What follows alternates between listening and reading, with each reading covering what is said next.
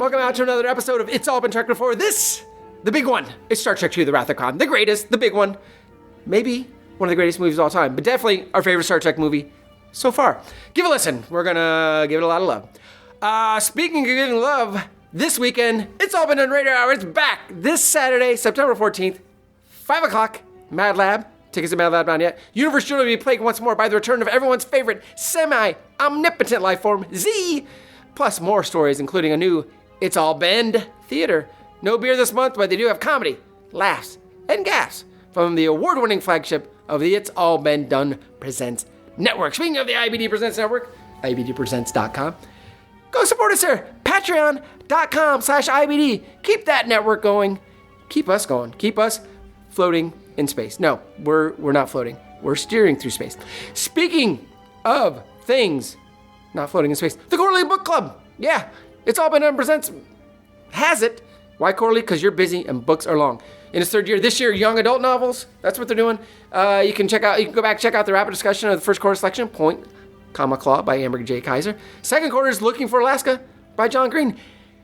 For the third quarter, You Will Know Me by Megan Abbott. Go read, everybody. Take your time. And then you can come back and check these out. But if you're one of those fast readers, you took the course, you can check it out now. Quarterly Book Club, all part of IABDpresents.com. And now, the greatest. Welcome back to another episode of It's All Been Trek Before. Scout and crew. This is Steven. Jimmy-Jerome. We're hoping Keith's going to show up. I know we said that during Quark, and he never did. We were going to do Khaaaaan first, and we were trying to give him time. Poor Keith. Car trouble. Wrath of Khaaaaan. Great movie or the greatest movie? It's somewhere in there. It's my favorite Trek movie. It's one of my favorite Trek things, period. Josh Kessler, local improviser, actor. It's his favorite movie, period, of all time. I don't think I quite go that far. Favorite movie of all time, period, I should say. Right. And I don't either, but it's... But it's up there. When I watch it, I'm like, oh yeah, this is... I feel like, even in my own brain, I compartmentalize and like, well, it's its own category. But then when I watch it, I'm like, this movie is... It's not perfect, but it feels perfect. There are... I mean, I've got 2 pages of notes here. I'd be surprised if there's like 4 complaints. If even that. There may be 0, I don't remember. I forget things after a few days. But I almost didn't watch it again because we had just... Right. We went to the theater, saw William Shatner. We'll talk about that in just a second. Yes, we will. But I was like, I only watched it like 6 weeks ago. Mm-hmm. I still remember it really well. I don't know if I should watch it again. I don't like rewatching things too close together. I can remember it all. And then I turned it on and sucked it. Like... Yeah, and I was doing a similar thing where I was like, okay, well, I'm going to have it on and watch it, but I'm going to work on some other stuff. That lasted about 2 minutes. Yeah. If that. It's just so damn good. Yeah, and so good.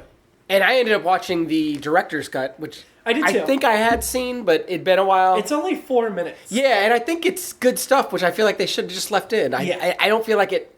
I feel like it adds. It doesn't diminish the movie at all. I had to Google afterwards what are the additions, because even having just seen the movie 6 weeks ago, I wasn't picking up on it. I've seen it so many times, I think, the original, that I immediately was like, that's new, that's new, that's new. But it was the like 2 times. But it was like a couple of lines added to a scene. Yeah, it's exactly. Yeah, it's not much. There's no like whole new scene. No. Like we get a little more clarification that Preston is Scotty's nephew. Exactly. Yeah. Like explicitly. Yeah. And I don't know if just because I already knew it that I just glazed right over that. Yeah. But stuff like that. Yeah. Sulu gets an extra line or 2, I think. And Jimmy Doohan gets a nice moment for him of emoting. Yes. For lack of a better term, in that scene, among others. But yeah, that to me, I was like, the director's cut's hardly worth being a separate. Nah. Interestingly, there were like things they added for TV broadcast that then they made part of the director's cut. Oh yeah. Like they had already had those and were putting it in after theatrical run, which I didn't know they did that for movies. And that actually annoys me a lot now, because now I'm thinking like, have I seen the full version of any movie? Because if you've seen the theater, maybe on TV they're adding a couple extra minutes, but they're taking minutes out. Yep. And, that really bothers me. I just want to watch the complete version of the movie, and that's it. Yep. Let's talk about the Shatner thing. Shatner came to the Palace Theater in March 2019. So they showed the movie, a bunch of Trekkies in there. The Palace is where, in Columbus, the Broadway shows come and perform. Yeah. It's not a movie theater. Right. But they did it with a big screen. Yeah, and so that was cool. Holds a lot of people. I hadn't seen it on a big screen in 20 years, I think. I'd never seen it on the big screen. There you go. And again, a lot of people we know were there. Yes. Some that we expected to see, some we didn't know were Star Trek fans, including the aforementioned Josh Kessler and his wife Vicky and his parents. The audience was a little bit into it. I think. They were. Yeah, that was... I mean, when you pay that much more for a ticket than a movie theater ticket. It was fun to watch in that kind of group, and like I said, the last time I watched Trek on a screen, it was like I don't know what anniversary it was, but they showed it at one of the theaters, and it was like a 11 o'clock showing, and I don't know, about an hour, 45 minutes in, I was like, man, before it even started, I thought, man, everyone's going to kill me because I'm going to not be able to stop from saying the words. Mm-hmm. And then about 25 minutes in, I thought there was an issue with the sound. And then I realized everybody was doing that. Mm. And it wasn't bothering anyone too much, really. And then you get to the big Khaaaaan moment, and you could just hear everyone they were just all waiting for that moment. So that was fun. But this was even more. But that was like 60 people in a giant theater. This was a jam-packed this was theater. Hundreds of people. Yeah. Was it thousands? I'm not sure. We couldn't see the balcony, so we couldn't see how full the balcony was. But downstairs looked sold out. I think pretty close. I think it was pretty packed. Downstairs was definitely packed. And downstairs was hundreds of people at least. Yeah. So that was cool. And then, again, to be in the same room with Shatner.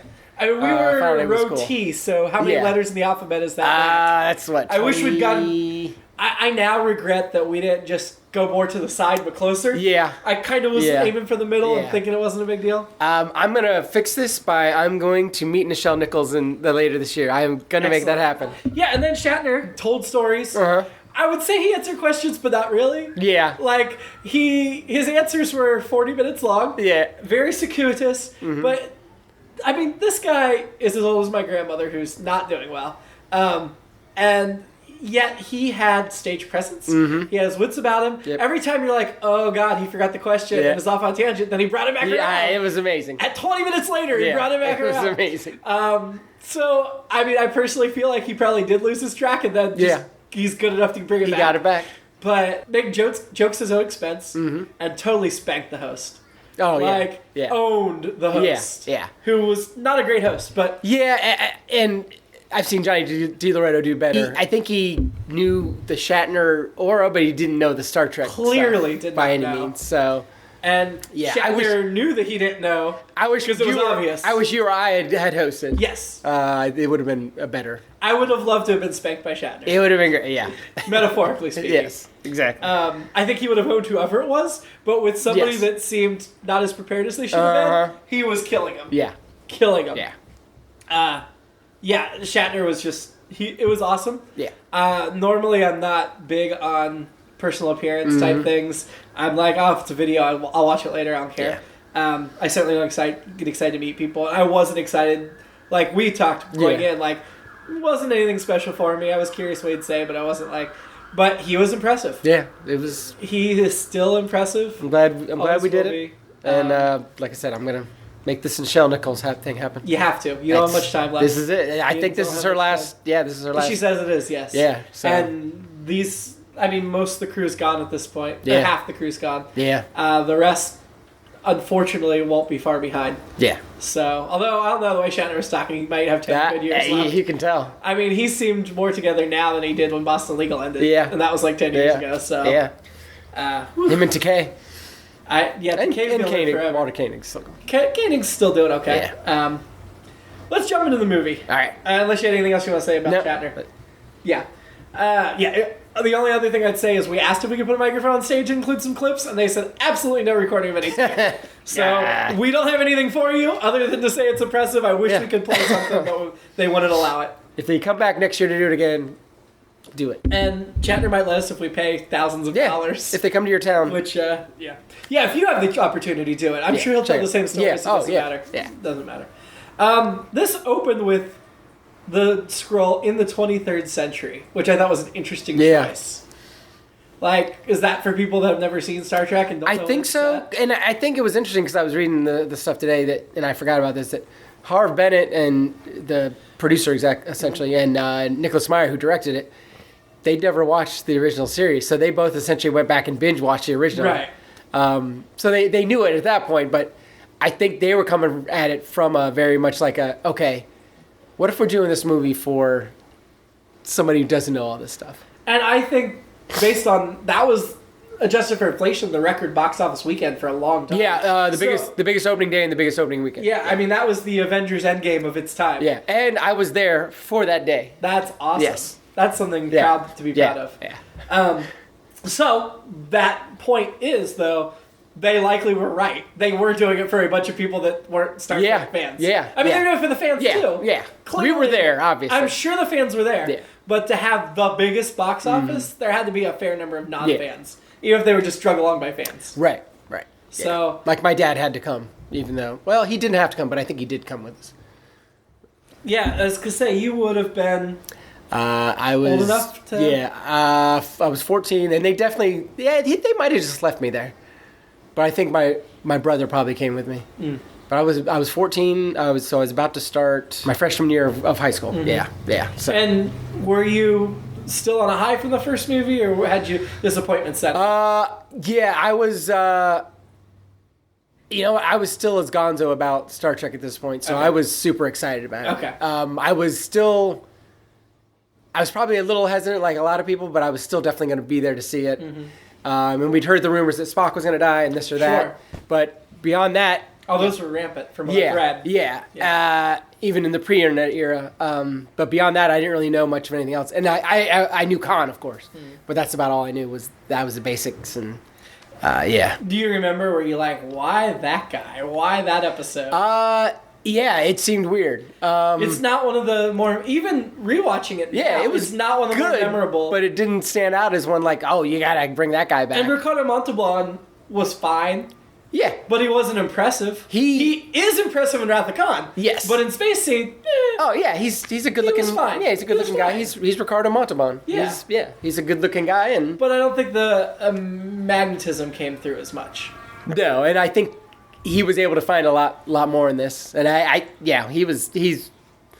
Well, I'm sure for him in those days of early television stuff, Spacey was probably just another job. Exactly. Going on to the next thing. Exactly. And by bringing him back as the marquee villain, I would assume he would have spent more effort on it, and it would have meant more to him. Yeah, and he took less. He took less money than they offered him. Somehow he was like, I don't care. I'll take less money. I don't know how that works with the agent where they offer you this much money. He's like, I'll do it for less. I'll see you on Monday.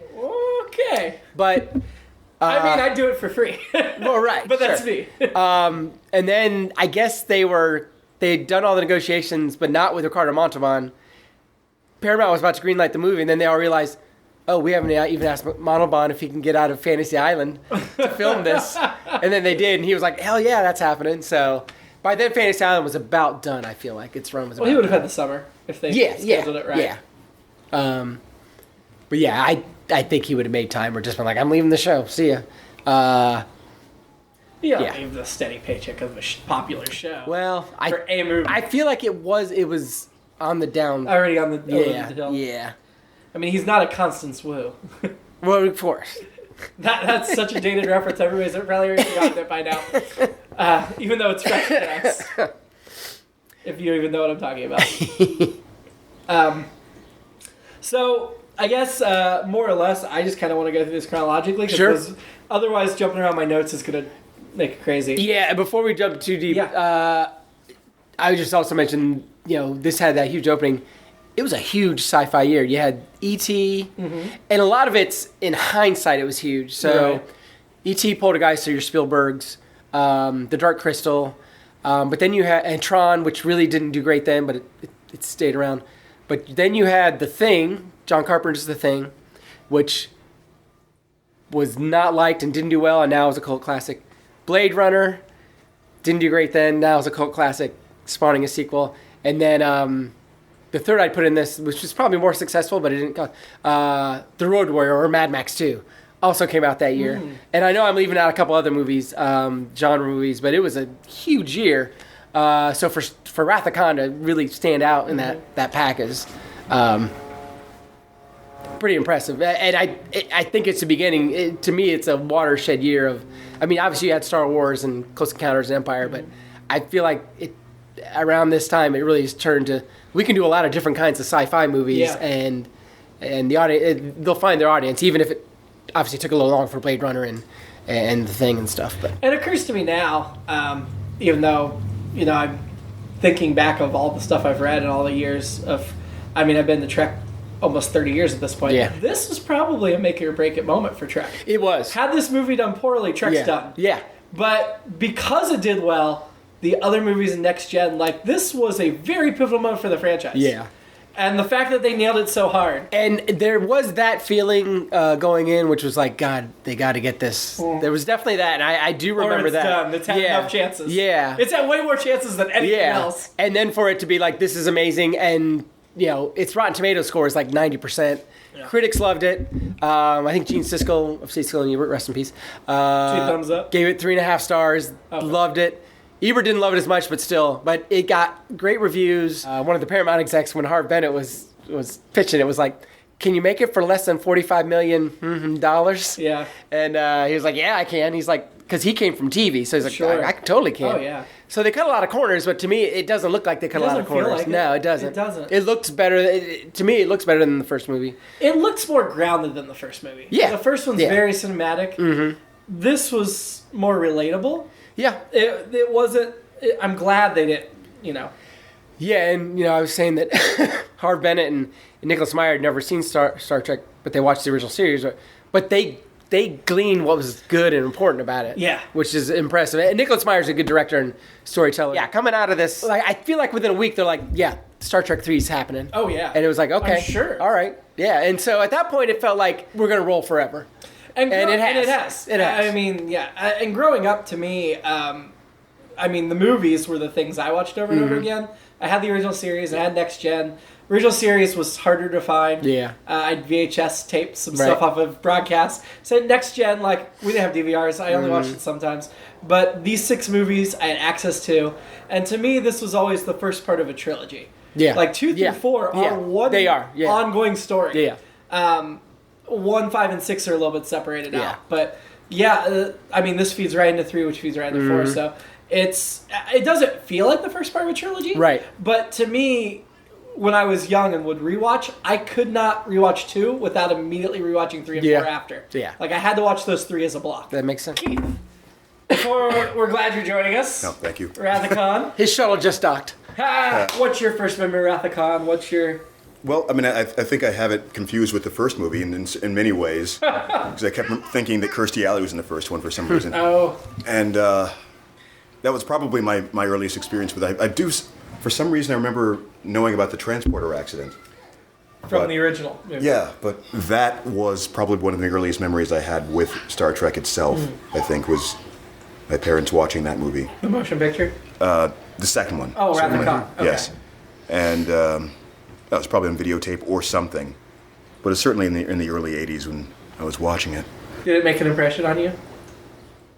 Some. Okay. It's my memory of many things then are fuzzy still. Sure. So my actual earliest memory would have been when the original series was on syndication in the late 70s. But. And then you saw Wrath of Khan. Did you see it again as an adult and be like, oh wow, this was a really good movie? Or had you not seen it in a while until you sat down to do it for this? It's been at least probably 10, 15, 20 years since I last saw it. And I don't think I've ever gone 10 years without seeing Wrath of Khan. It was a lot better this time. I'm trying to think of why exactly. It's just I don't know why it failed to really impress itself upon me. Maybe it's because I hadn't really watched the original series as much as I had in recent years until this is the first time I've seen it since. Sure. Having really watched the original series. So there were a couple of things within the movie that had always stuck with me, essentially. One, of course, were the little ear things. Oh, yeah. Yeah. Worm things. Yeah. The little interaction between Khan and Kirk on various occasions. Of course, the yelling of Khan. Yes. And just I don't know why, it was always the funniest thing to me. It was just when Khan had Chekhov and the new captain. Terrell. Just captured and just the Admiral, just But Great performance. Yeah, just the indignation of like this guy got promoted. But everything that was behind that work, like he was acting layer upon layer upon layer every time he was on screen. There was so much subtext. Yeah. I don't think it ever occurred to me as I was watching it over and over and over again until very recently that Kirk and Khaaaaan never ever share the screen. I forgot that until today when I was reading up on bizarre. it. They never, Shatner and Name Montalban. another film other than like Hunt for Red October. Yeah. Where their two main protagonists and antagonists never actually come face to face in the movie. Yeah. That is incredible. It's very Balance of Terror. It is, but, which is one of our favorite episodes. Yeah, which I always think of. That's part of what makes this movie great is the Balance of Terror aspects. But then you add in this madman. But see, I would say, the Balance of Terror aspect's cool, but part of what makes this movie so great is just how personal it is between them. Yeah. Which I think is why you forget that they don't share a scene. Yeah. You know, the fact. I know that, Montalban was really disappointed that he didn't get to. And then in earlier versions, they did have it. It was a completely different plot line, and they did have like a 12-minute scene together. I'm glad they did it. It works really fine. am. It works fine. Some of the best moments are those interchanges. I mean, the back and forth on the view screen, sure they didn't film it together, but Yeah. it feels like. Some of the Kirk moments, Shatner moments, when some of the lines he delivers, actually this whole movie, but especially in those exchanges, are my most favorite Shatner Kirk. And I'm like, if you don't like this guy, then fine, love Picard all you want, because you're never gonna get this guy. Because when he says it's coming over to Khaaaaan, and that little look, that smug look he gives, it's like yes, it's so awesome. There's only one moment in this film I feel like he overacts. Yeah. To the point where, I was like, he's overacting. This is roll my eyes, and people are gonna hate it. But it's when he yells "Khan." I was gonna. We're almost in sync. It's the line right before where he says, "Like a poor marksman, you keep missing the target." I think that's the worst line. See, I was fine with that line. Yeah. I can hear him say it in my head as you say it because I've seen it so many times. But I was fine with that. I think the Khan. I think my complaint is Shatner acts the hell out of this movie so well. He does. He's great. So well. The complexity, the layers. Yeah. And most of his performance in this is very understated. He is feeling his age, and so he's acting his age, and he's, been set back a couple steps. And so to me, that eruption was like, that doesn't really match with the rest of your performance. I think that was kind of the point, and that's why I was starting to think that that's what he was leading up to that moment. Was when he started doing like the caricature Kirk, the halting when he was getting really upset, like Khan really got him, and finally when he laid in the I'm leaving here to be buried underground with the whole thing, and just it gets a little melodramatic. Yeah, but you could. I felt like it called for something to really let you know that Khan had he got him there. But Kirk knows he's not gotten. Yeah. So is he I think bad acting? No. I think in that moment he's actually that angry. But I don't know. Wouldn't you be angry if you realized that somebody was going out of their way to do that to you out of spite, and you realize that there was just nothing you could do to get through to this person now, and they're just like they believe they've won too, and that's even more infuriating. So it's I haven't seen in 15 years wants to kill me. You offer me a son who'd help him. Well. Despite that being such an iconic moment, it's my least favorite Kirk moment in the whole movie. Yeah, it's not my favorite. Like I said, the moment I just said, and then another great one is when he says, just as they're about to beam back up, just after that scene, he's like, "I don't like to lose." Takes a crunch out of whatever the hell he's eating. The apple. I'm just like, look like an apple. Yeah, I'm like, yes. Yeah, that's a great moment. That's a triumphant moment. To make it clear, it's not that I entirely disagree with what you're saying, but. I think something was warranted. Yeah. But maybe, yes, it was a little... You're allowed to disagree.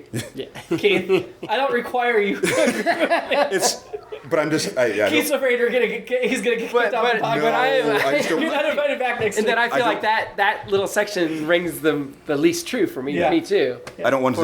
I just don't want to mischaracterize my opinion on that. It's not like... No, please. It's not like I agree that it's not quite what it should be, but...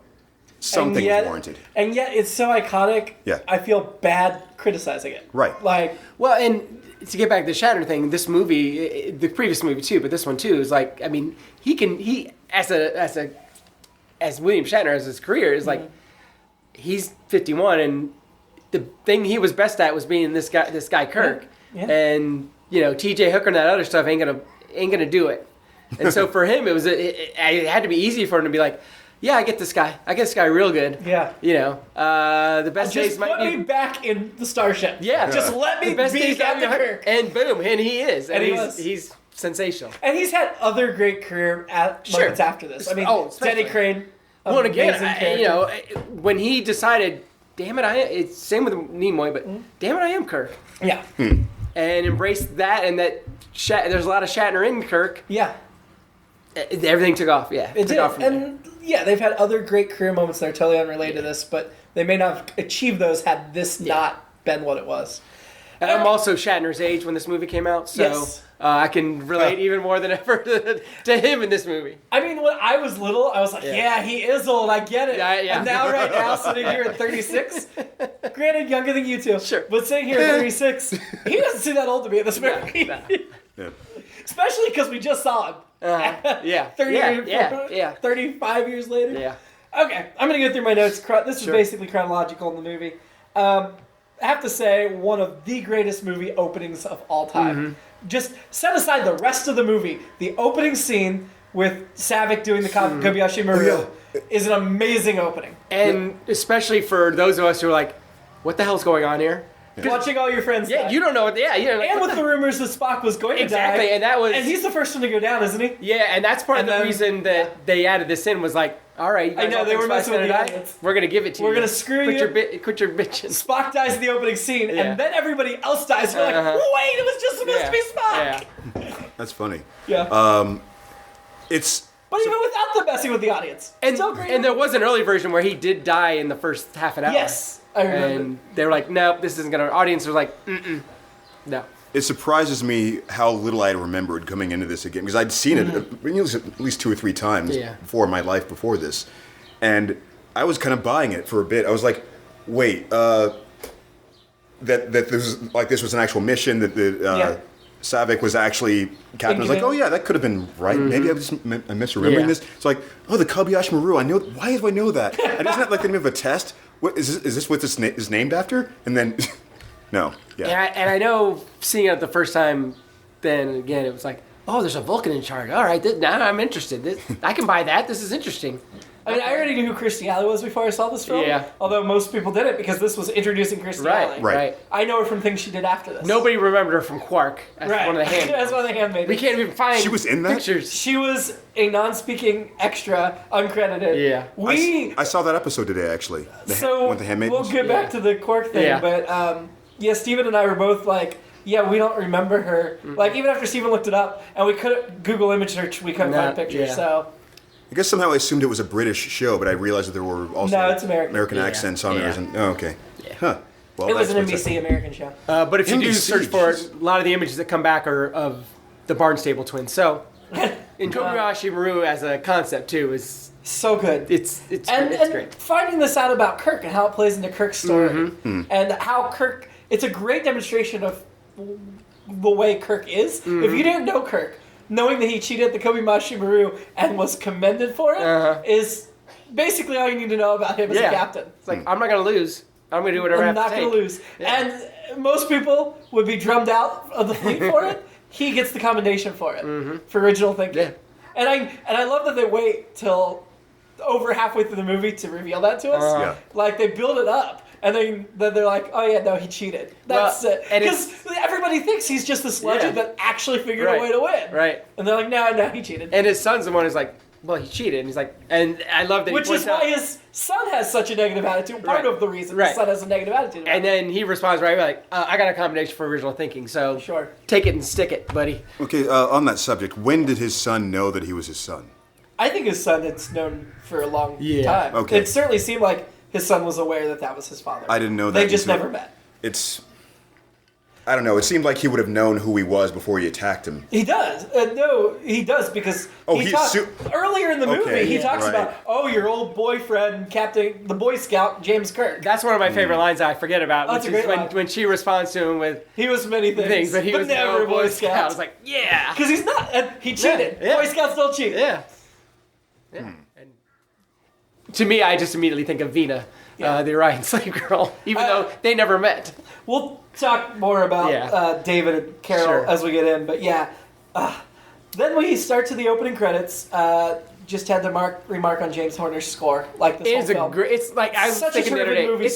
It's like a perfect score. It really is. It's friggin' perfect.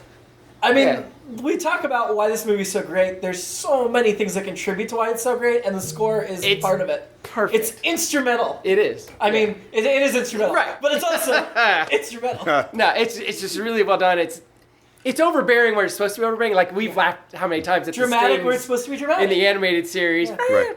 And the original series. But in this movie, even that moment when the Reliant comes in, it's like, nope, it's appropriate. It's the right level. Something that stuck out to me as the opening credits were playing. Koenig's listed before George Takei and Nichelle Nichols. Oh, wow. Which makes sense for Chekhov's role in this film. He gets a bigger role. Yep, certainly bigger. It is. Much bigger. He's the XO of the Reliant. It has subplot for it. And I'll mention this in other podcasts coming up, but he eventually goes back to serve under Kirk, and he's not XO, so he basically takes demotion after this because he wants to stay with his friends, I guess. Whereas... honestly, he should be a captain the next time we see him after the 2-3-4 saga. Yeah. This was the best thing I've seen him do so far, actually. It was a great Chekhov. In the original series, we had good Chekhov stories. Well, I mean, just acting-wise, character-wise, just everything just felt... He's still got his screaming ability. It's interesting they chose him. I feel like, based on the way the characters have built through the movies, Sulu would have been the more natural choice for that role. Well, and nobody... again, Meyer and Bennett didn't know the original series that well, so they didn't realize till like they were on set, and I think it was either Koenig or Takei was the one who was like, he wasn't in that episode. How would he know? So, and when I was reading, they've retconned it. Oh, Chekhov wasn't there. I was wondering about that. It was season 1, so he didn't join the cast yet, but he could have been below decks. They've never said in canon that he wasn't on the ship. I read he just wasn't. There was one of the books decided he helped escort him down. But nobody while they're watching it is like.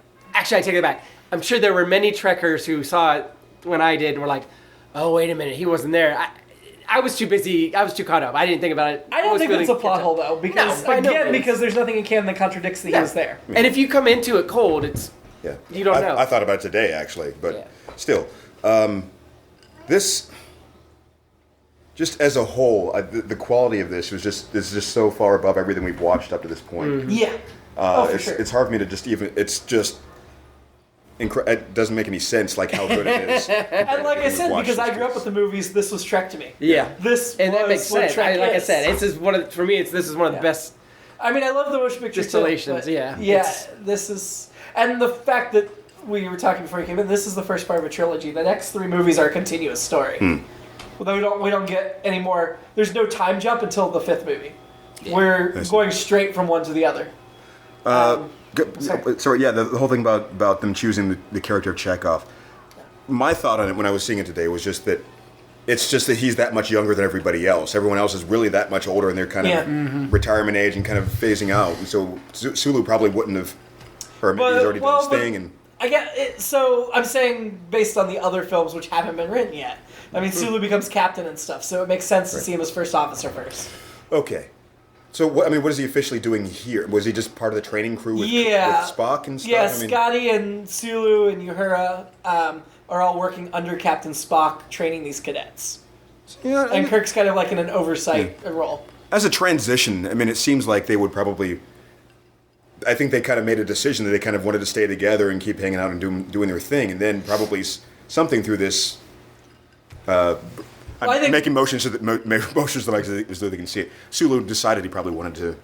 And I can absolutely see, based on what's going to happen in the next couple of films, why Chekhov would decide to forgo the captainship and stay back with his friends. Like same thing, what you go through changes you.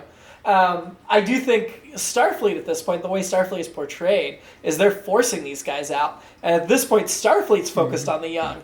But then when these guys do all these heroic things, they're like, oh, well, I guess there's still value in them. Let's give them another starship and give them another chance. And then we get the Enterprise A in Star Trek 5 and 6. But, yeah, this is... Gallivanting around the cosmos is a game for the young. But they're not that old for the time. Right. Anyway.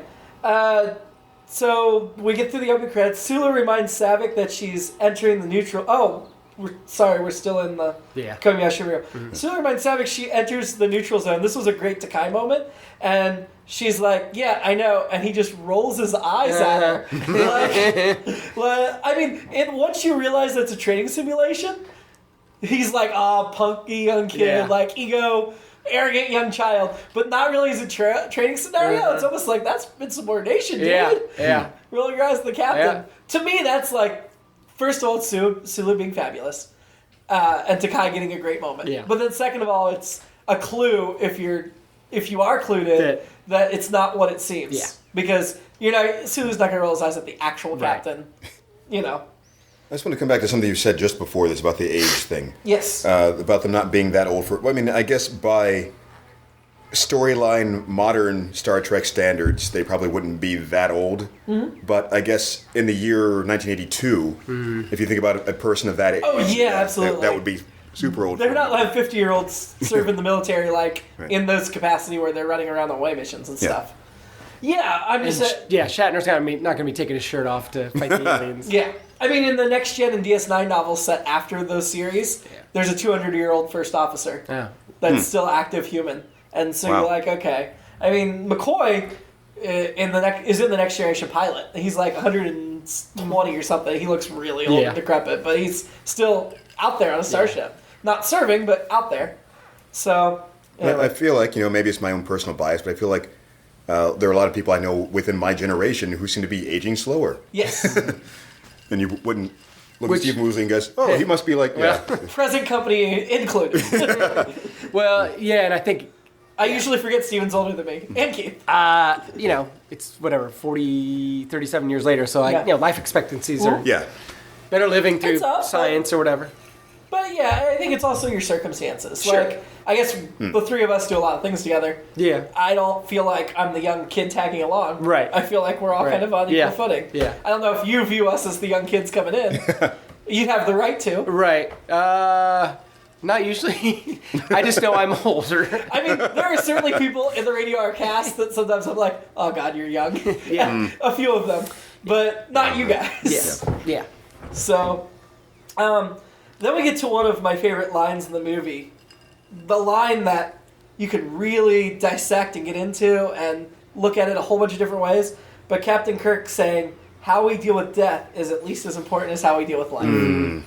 At the moment he says it, he's trying to be all profound. And he thinks he is profound. Yeah. But by the end of the movie, you realize he doesn't get that. Right. I mean, that's fun. That's amazing, I don't know that they explicitly call that out. But I think it's Saavik that's like, he's never dealt with death. Yeah. Not really. Yeah. I mean, he's dealt with death, but he's never dealt with death. Yeah. Well, it was a conversation with his son toward the end where he's saying, you gave this advice to Saavik, you should be taking this to heart. Yes. You were right. You really were right. He's like, no, I wasn't. I know what I was talking about. He didn't know what he was talking about. And that's the thing. That doesn't make it any less wise. It doesn't make him any less right. Right. And... he does think he knows what he's talking about when he says it. And you really have to think, because he loses officers, and we've seen him deal with that. We've seen it affect him, but he's never lost somebody like Spock until this moment. Right, which is, I think back to one of our least favorite episodes, Operation Annihilate, where he loses his brother, and no time is spent with it, which is why that episode's not another reason that it's not a good episode. Yeah, with the mustache. With the fake mustache? I don't The dead body? Yeah. I don't, when he's lying down there. Yeah. Just a dead Shatner on the floor with a fake mustache. Yeah. But he hadn't seen his brother in forever. Right. That's true too. The one that pops into my head is when they had the thing where they had the crewmen who were turned into little polyhedrons. Oh yeah. And one of them, they crumble one of them. Yeah. They come back. No, wait, it's the woman. Oh.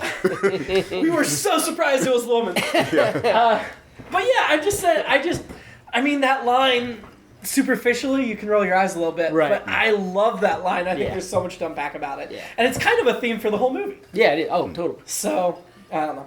They hit the callbacks hard, actually. I don't know if I'm jumping your notes or In a something good way. here, but no, it's okay. the thing when Spock hits those lines, I have been and always will be your friend. Right after the needs of the mini, I wave the needs with the one, and they kind of swap into it. It just, I'd seen it enough times to know exactly what was happening right there. It was like, that was like, I remember this exactly now. I still cried this time. Me too. I did too. I was sitting here with Zoe, so I was kind of distracted, and she actually watched the end of the movie with me, the last 20 minutes or so. Yeah. She had seen like the first 5 minutes and was playing, and sat with me for the last 20 minutes, and I wasn't even like fully engrossed, and I still cried, like actual tears rolling down my cheeks. This whole movie, again, like I said, it's for me, it's like the best of Trek. Yeah. And I think it hits me on that level because how much I love Trek. It hits me on the level of being 14 and loving Trek, and then all the time I've spent in the movie since then,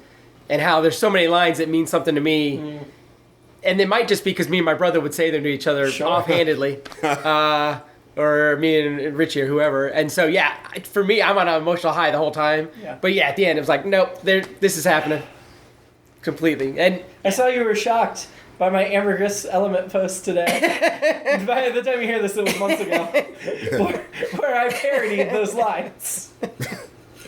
I I guess I was probably too distracted or something. Well, no, I'm going to say I'm not sure if I was distracted or not really toward that ending, but just... Your Spock side showing, Keith. I couldn't get in there. I knew too much. It was just like, I know that... Yeah, this is not even close to being like a real death to me. And it's he is dead, though. I mean, He is.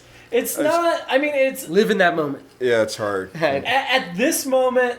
See, that's the thing. You can say, he comes back. And he does. But he doesn't come back quite the same. And this is death. He actually is dead. It takes a huge amount of coincidence and luck. Almost ridiculous. I mean, not almost. A ridiculous amount for him to come back. This is death. Well, yeah, and so, Nimoy's like, I'll come back, but you got to kill me. Yeah. And then halfway through it, he's like, this is an awesome script. Yeah. Guess, tell you what, if it's going to keep going like this, can you figure out a way that maybe I can come back and stay alive? And they're like, it's very clear they left that door open. And test audiences did not like, the original ending was much darker. And Nicholas Meyer did not want them to change the ending. Yeah. But he didn't say over my debate or anything, so he was like, all right, do whatever you want. Have either of you watched the original ending or something? No. Or I know. I'd be curious to see. I would assume it doesn't have the remember in it. Right, that's right, exactly. And they didn't even tell Which is the key to Search for Spock? They didn't even tell DeForest Kelly that was happening. They just did it in the moment. Nimoy was just like, we didn't tell him. I just did it. So, That's awesome. I mean, that's your hook. And the Genesis device itself, sure. Whoever's trying to figure out how to bring him back, they have to be like going, okay, we got this thing. We can tie it. We can tie it. But, it always gets me. Well, and at the time, in my memory, they played real coy about it. Like, well, that door's open, but we're not sure he's coming back. And then there was like, well, Nimoy's signed on to do something next movie, but it might be a flashback kind of thing. And he's barely in Search for Spock. Yeah. So you don't really get Spock back. Yeah, so they did a pretty good job at the time, although most of us were like, well, he's coming back. But they did a pretty good job being coy about it. The thing was, though, like, before they filmed the movie and stuff, he wasn't coming back. Right. So... I think it's easy to play with that when there's a lot of truth to it. Yeah. Just want to hit the disclaimer that today is the first time in probably, I don't know, the last dozen or so episodes of anything we've done where I didn't take notes for Quark or this. So I'm kind of flying I didn't behind. either. 2 pages for Quark, 2 pages for this. Yeah, I was just cramming too much today. So, I'm glad you brought up the remember thing. It's one of the things I wanted to write down and had forgotten. Remember. I wonder if...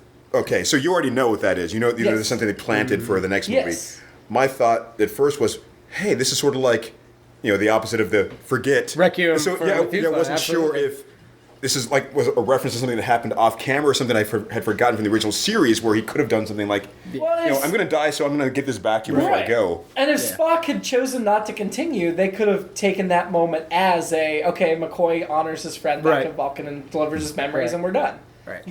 It could have very easily been that. That's what it was. That hadn't even occurred to me that it was like that. I thought it was more like, I took something from you earlier and handed it back to you. no, I didn't get that. Remember, like, forget. So Right. I'm putting it back. Remember. Okay, I guess. I guess if I did have all the knowledge I have of what comes next, Right. we could think that there was some secret he had wiped McCoy's memory. And I know was given it for back. us at the time, the Trekkers, we all tied it back to that Yeah. Requiem from Methuselah, and we weren't sure what it meant, but we knew it was that same kind of poignant moment. Yeah. And then obviously we're told what it was in the next movie. I mean, we're going to get to, in a long time, we're going to get to Star Trek Into Darkness, and I'm going to talk about how much I hate it. But, Me too. But the hated it, huh? I loathe I that loved movie. it until I hated it. I loved it when I first saw it in theaters. But I think the main reasons I loved it are it played upon my nostalgia, and when they basically recreate the Kirk Spock death scene in reverse. Yeah. That got to me so hard. And now the more I watch it, the more I'm like, this is manipulative bull crap that doesn't make sense, doesn't feel authentic. Yeah. But in the moment, they got me because I was thinking Yeah. of the good Trek. No, is this the second or third? Second one, okay. yeah. The one with Benedict Cumberbatch, it's awful. I caught on during the movie, and that's why I was No. like, oh man, I was really enjoying this. Hard stop. My hard stop was when Kirk goes into the chamber where Spock had died, and then opens a panel and goes into a bigger chamber where he can swing from ropes and kick things. And I'm like, that's the same chamber. Why are you going to a bigger chamber behind it? Yeah. So you could be Action Man. That bothered me. You answered your own question. But then to me, that's the epitome of the difference between Star Trek 2009 and old stuff. Thankfully, Beyond, they did some course correction. I'm going to have some fun with that, because I've only watched those maybe one or two times a piece, so I'm... 2009... I'm very mediocre on at this point. Loved it at the time, mediocre now. I need to go back and revisit that one because I loved it at the time. Into Darkness, I loved at the time. Hate now with a worst movie, worst Trek movie. Wow. Beyond, I have not. I've only watched it twice, but still love it at this point. So that was the third one. The third one. Yeah. I've only seen that one once. Other than the stupid Snow Globe space station, we'll talk about that in the future. I loved Beyond. I thought Beyond was great. 30 years Still do. later. I guess. I know. Yeah. In the future. But yeah, I think Into Darkness damn it. manipulated me from Wrath of Khan Yeah. into liking it briefly. Yeah. And I even recovered from the action sequence when they did the emotional stuff, but then, again, yeah. The fact that never mind. Yeah. We're not... That's, We'll get there. I'll get angry later. Back to my notes. So, Kobayashi Maru's over. Kirk says to Spock, "Aren't you dead?" Which was a definite meddling to the fans. Yep. Who thought he was going to die. Oh, that's Because- hilarious. Yeah, I love totally, that yeah. kind of thing. Well, we talked about how they had leaked there were rumors swirling in the fans this was Spock's last movie, he was going to die in it. And a lot of people, from what I've read, once they had the fake death and Kirk saying, "Aren't you dead?" made them complacent and think it was that was what the rumor was about, and we're not going to lose Spock. That's even better. That's Right. brilliant. Yeah. I mean, Yeah. So the "Aren't You Dead" was a mega. He might, if it was a lesser movie, he would have just turned to the camera and winked. But because he did it, I love it. Yeah. We see Kyle in this serving on the Reliant alongside Yeah. Chekhov. He's on the bridge. Yep. Do you see Transporter Chief Kyle from the original series? I didn't catch it. When was this? He's in the communications station on the Reliant under Captain Tiro with the goatee. Okay, yeah, I was probably a little distracted when I wasn't like looking for little things on the. So You know, Kyle did like half the original series episodes. He was the transporter chief. Sometimes he was on the bridge. didn't notice. Oh. Wow. He was. Was he named very often? Yeah, he was named a few times.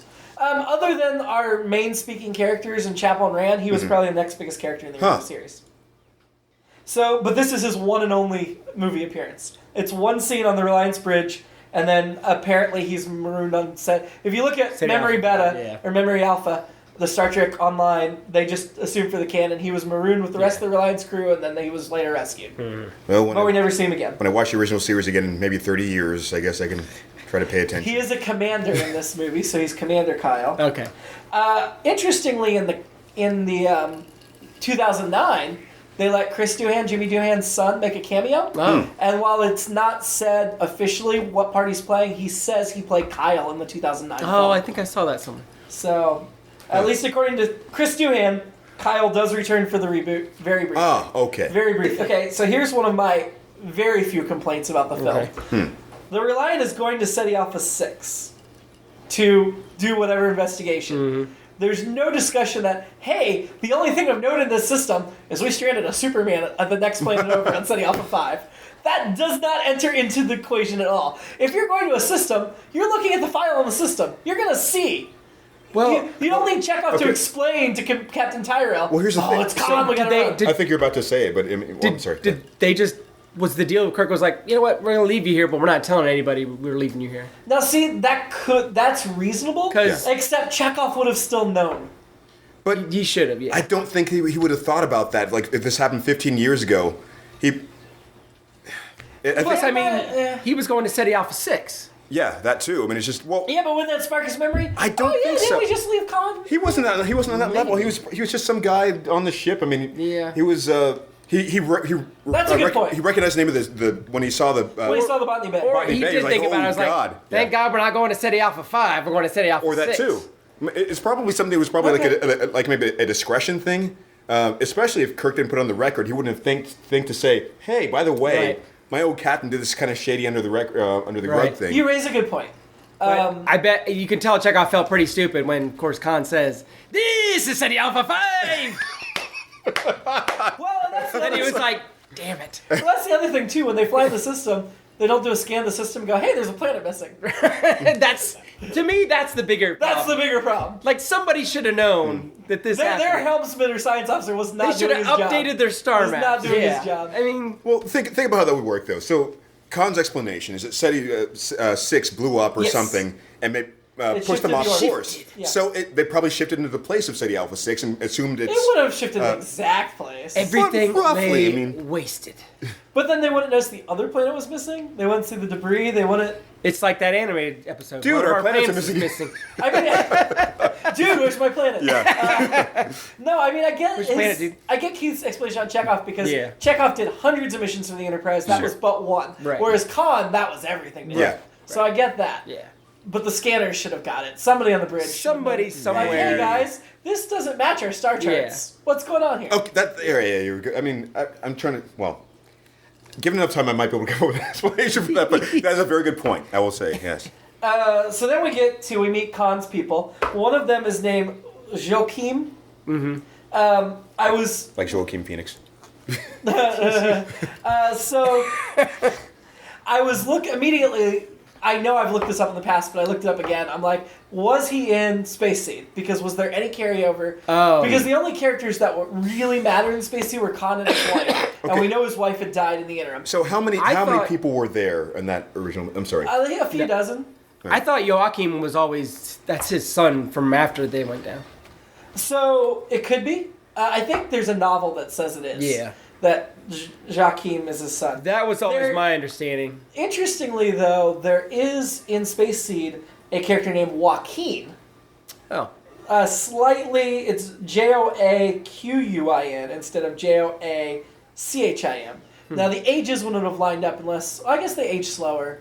But I don't think the ages would have lined up. Like, Joaquin in this movie Right. certainly seemed like if he was on the Botany Bay, he was a child, which he couldn't Right. have been. So he Right. would have had to have been born on SETI Alpha. Right, so he'd be But then he'd only very be like advanced 15 years old. Yeah. So that doesn't quite line up. And there's a few other crewmen that look about his age. That I'm like, do they have a bunch of kids? Are these them? That's- They look a little old for Yeah. how many years it's been. But I'm anyway, going to choose to suspend my disbelief. That's Khan's son. They could be. They're two different actors. Neither one credited in either Yeah. way. Interestingly, the actor that played Joaquin guest starred in another episode of the original series and an episode of Voyager. Huh. The actor that played Joaquin Kim in this movie guest starred in an episode of Next Generation and an episode of Voyager. Huh. So, I always liked that actor. I can't remember his name. Who played Joachim? yeah, he's uncredited in the film, I'm pretty sure. That's strange. I know, because it's such a major part. The guy's doing all the talking with him. Yeah. right? Yeah. Yeah, he's uncredited. He's not. He's in got the big credits. death scene. Yeah, I almost thought he was like related to Khan, maybe. that's It what was, we're saying in the novel. They establish he's Khan's son. Oh, but it seemed like that. With Lieutenant Marla McGivers, That's- who dies on the planet. They met. Do you remember the historian that betrays them? in Right, Space right, Seed? right. Yeah, she's dead when this starts. Mostly because of Universe Journey, I think. Ooh. But yes, also because he keeps mentioning his wife. It struck me that the shuttle that takes Kirk to the Enterprise here, that scene is similar to the scene in the motion picture where Scotty takes Kirk to the Enterprise. Except now it's Sulu and Uhura and McCoy, so they're like, Scotty got to do it the first time, so the three of us get to do it this time. And then again, we get some exterior shots of the Enterprise. It's starship porn. It's not as heavy as the motion picture, but I kind of like that they recreated that scene, and it's almost like this is restarting the movie franchise again. I like Sue saying, I'm happy for any reason to go back on the Enterprise. Yeah. One of the most interesting things about this movie to me that never is followed up on, the experience of these cadets that get co-opted to this mission. Like, they're just supposed to be training, and they get birthed by fire. Yeah. And I feel like they could have easily done a Star Trek television series spinoff that's centered on some of these cadets and the trauma they went through and how they had to learn trial by fire. Like, some of these cadets are probably going back as heroes. Like, I survived this. I contributed to this thing. One of them should be the future Kirk, who gets promoted quickly. Well, it's kind of like one of the things I really like about the Deep Space Nine premise is Sisko's origin story is coming out of the Next Generation's most traumatic event, the Battle of Wolf 359, where Picard is transformed into Locutus. I might be spoiling this for you. I'll forget by 10 years from now. So Picard becomes a villain, basically, from the bad guys that take him over. Okay. And he destroys 39 starships and kills a whole tons and tons of people. That's a lot of people. 39 times 470. Yeah. Like, it's... And in the Next Gen days, a lot of them have like 1,000 people in their starship. So he murders a whole bunch of people. And then they save him. And the pilot of Deep Space Nine is Commander Sisko, their lead character, their captain. He lost his wife in that battle. He lost his friends and crew in that battle. And he has not been the same, and his career's been ruined because of that moment and that battle. Sisko? Sisko. Yeah, I do remember that. That's where Sisko starts, coming out of that. And I love that Star Trek took something like that and took a minor player that wasn't in that episode at all. Sisko wasn't in that episode. Right. It took something from that and extended it out and built that into a full-fledged character. And I think one of the cadets in this movie could very easily have done something similar. Yeah. It's very clear to me, as Kirk meets Cadet Preston, he knows Scotty's nephew. Yeah. He's just messing with him. He's the only one that's called out in roll call. Yep. I mean, and then Scotty confirms it's my sister's boy or whatever. Right. But I'm like, you didn't need to tell him that. Clearly, Kirk already knew he was your relation. Yeah. You know, I find that from having seen the missing link Scotty in the first movie, it's still easier to see the resemblance in this one too, to like the old Scotty. Yeah. But you can see it moving further away from. Well, by this, it's done. It's done. I mean, if I'd come into this cold, I wouldn't have recognized him. Right. But it's. There's a great throwaway line when Admiral Kirk enters the ship for inspection, where he's like, "Scotty, are you well?" And he's like, "Oh, I'm getting better." And he's like, "Oh, are you sick?" And McCoy's like, "He had a wee bout of shore leave." I love that because it reminds us that Scotty's a drunken fool who goes and parties too hard. Okay. It's a funny line. Yeah. And it's one I think I didn't catch until this viewing, and I actually almost missed it and rewound and listened to it again. Because, like, what did he say was wrong with Scotty? The other line that's similar to that is later at some point, McCoy and Kirk on the elevator, and McCoy's like, "Hell of a thing, that rhyming the nail." Yeah. And that's all he says. That's all he says. I like that they reference they all drink and party. I'm just saying. Yeah. So when Admiral Kirk tours engineering, and I feel like this is a mistake that I caught, but a minor one, doesn't matter. There's a bunch of crewmen standing at attention. One of them is in the chamber where Spock will later die, and there is a sign on the chamber that says, "Don't go in." Warning, do not enter. The guy's standing in there, no helmet, no protection, just standing in that chamber. And it's like, I guess you just didn't want an empty room in the background, but it's weird. Was he holding a Starbucks cup? No. That reference is already gone by the time this airs. I know. But I thought it was really... Definitely a mistake. Never noticed that. Yeah. Especially because in that same shot, you see the big sign, "Warning, do not enter," on the outside of the chamber. Speaking of which, apparently, originally there's a sign on the bridge that says "No smoking."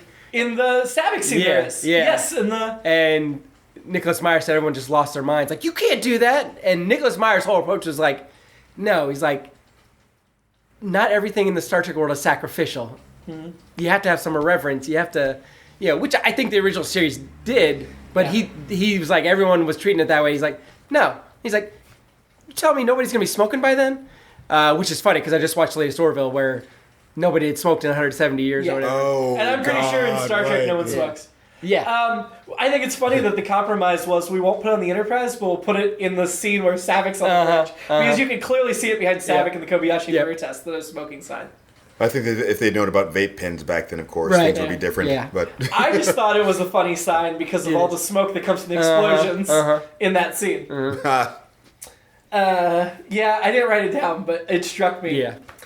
Then we get the ship pulling out of space dock. So we redid that again for the motion picture. And that's where we see the guy in the spacesuit waving. I thought, yeah. So it's kind of like the guy in the first movie that tumbles Didn't over. catch it. And I guess some of those shots were just lifted from the first movie. Makes sense. Yeah. Why refilm it? Yeah. Then we see Regular One. The design of Regular One is cool. Yeah. It's what I wish the Franklin had been in Star Trek Beyond, but anyway. And it's retrofitted from something from the first movie, and I can't remember what they used. Probably the dry dock or the space dock or whatever. Yeah, that is it. Yeah. It to me it looks very natural in the evolution of space stations we've seen before. Yeah. But like the Enterprise moving from TV to movie, way more detailed, way more complex. Yeah. I think the Regular One design is a triumph. I really think it's cool. Yeah. I think the overall sets, the way they redid them for this, in general, to me, I like that look. I like the uniforms. I know I love these uniforms. Michelle Nichols and Roddenberry did not like them. Yeah. I mean, they are, honestly, if you look at all the Star Trek uniforms from all the series, they're probably the most ununiform uniforms. They're like wearing a coat. Yeah, but and I like them. They felt like they were too military, and they didn't want that to be the Starfleet feel, but I just thought they were too military. I just thought the starship's not that chilly, but yeah, and they're funky, but they look. They look great though. I think so. They look like something they should wear outside on chilly weather, but that's okay. Right. That's okay. Maybe at that point they were trying to save some air conditioning on the spaceship. Well, and I don't understand the design where you can pull the thing away. Like, do you put your sandwich in there or something when you're walking around? And I was going to bring that the fashion thing if you. Yeah. Fashion, I guess. Yeah. Right what is the purpose of that? I've never. I think it's just part of getting dressed. Like in Voyager, they wear the Dickies under the uniforms. What's the point of that? the diagonal thing though. I mean, it's like it holds open and there's like still a. It's so if somebody gets blood on you, you can see it against that white. I think it's so you have a tight neck, like that neck's too tight to go over the head.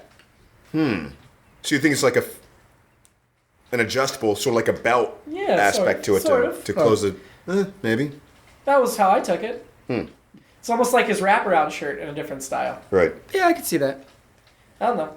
I just like the uniform so much. I do too. And it's iconic to me. That's what I think of, because that's what they wear the rest of the films, isn't it? Yeah. Yeah. This is what they wear from here on out, 2 through 6. I mean, honestly, the first one, in terms of design, is kind of an abomination.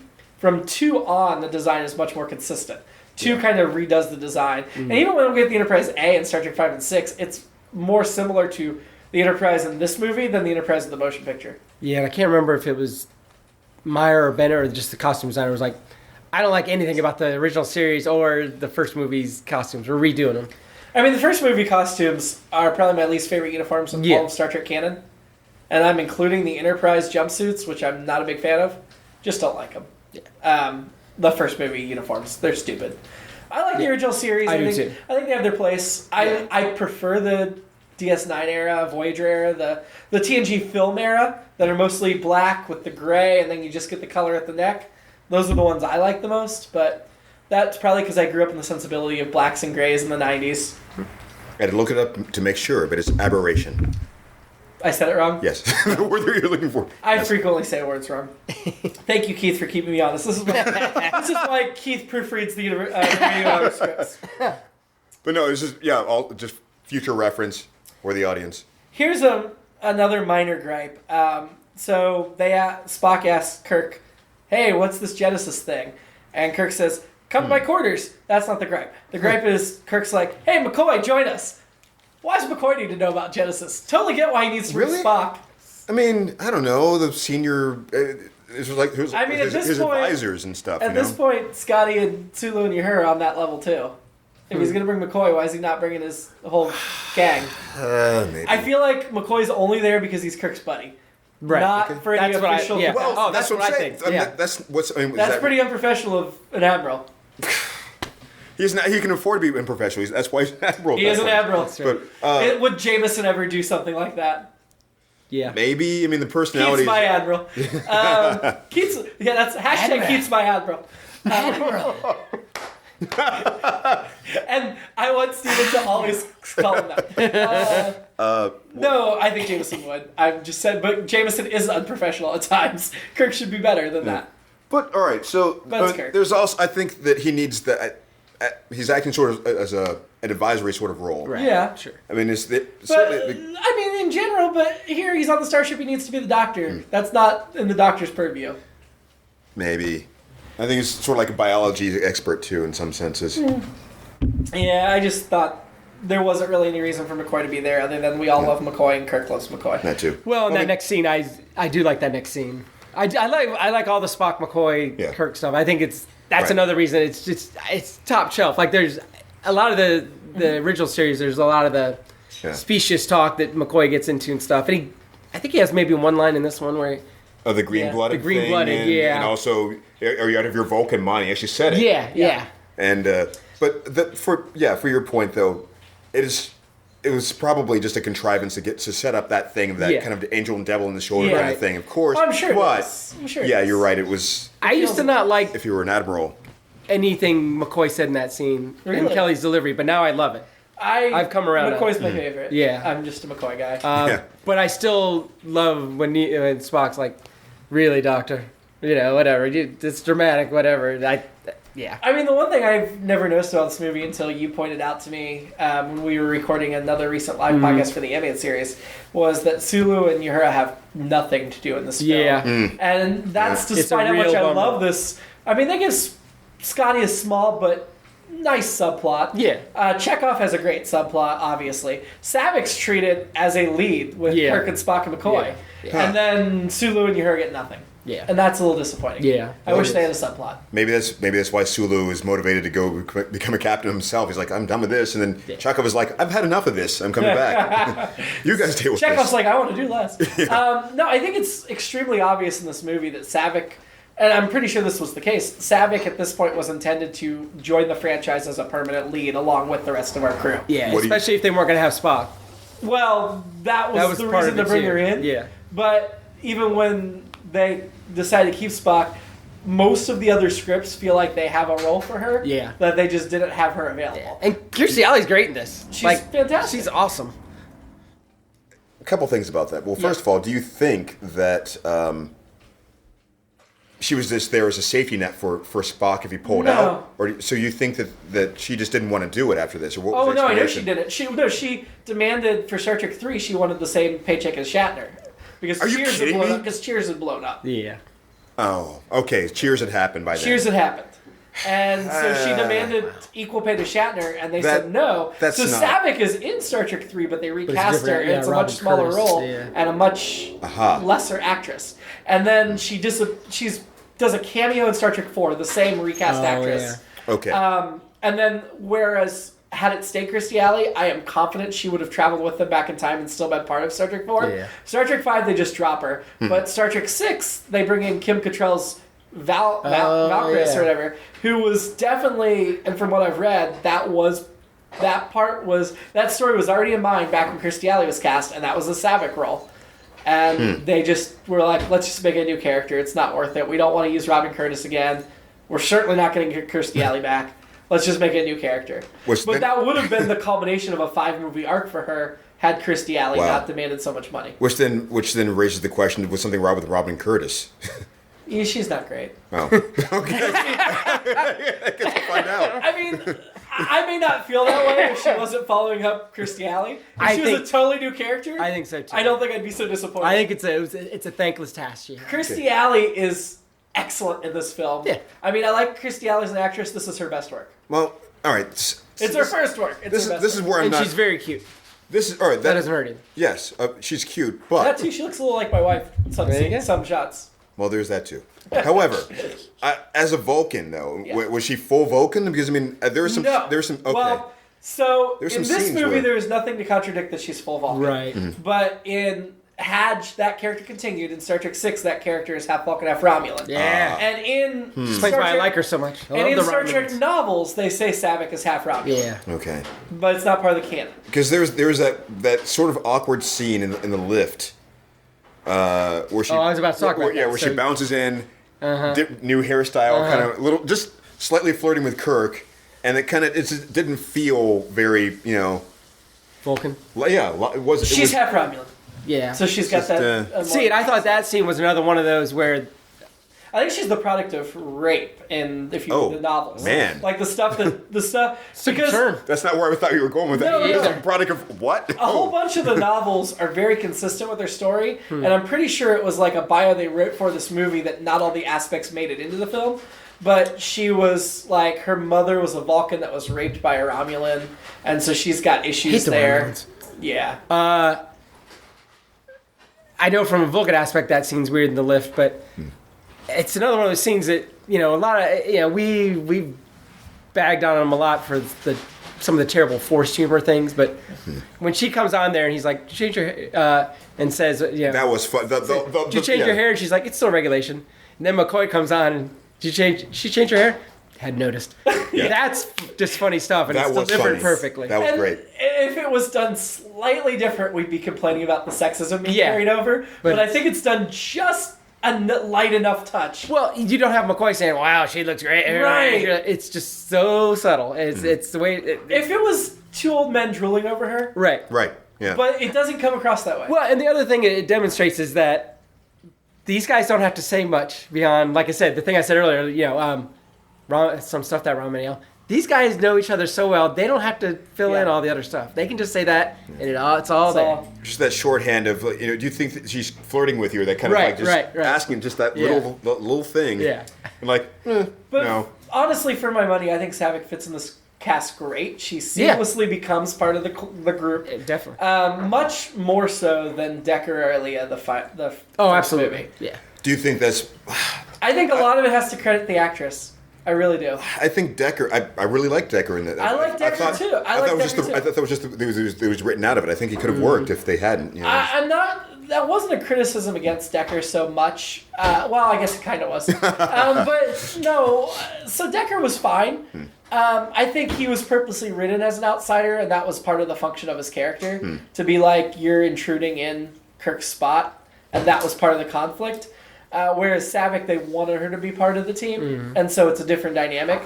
But for my money, I would have loved if Kirstie Alley had done all 6 films. Yeah. Like, I really enjoy her as part of the cast. I think she adds something. She fits well. She brings something that's not there. She adds more female energy, which is always great. I'm grateful to have. It's kind of a Wesley Crusher kind of thing. And she's A little bit, but not Yeah. annoying. She's the I actually like Wesley. epitome of, right too, off the actually. bat, the gallivanting around the cosmos is a game for the young, and she's that the that young. person. She's the young. one. Yeah. But she doesn't. She's not patronizing to the old people.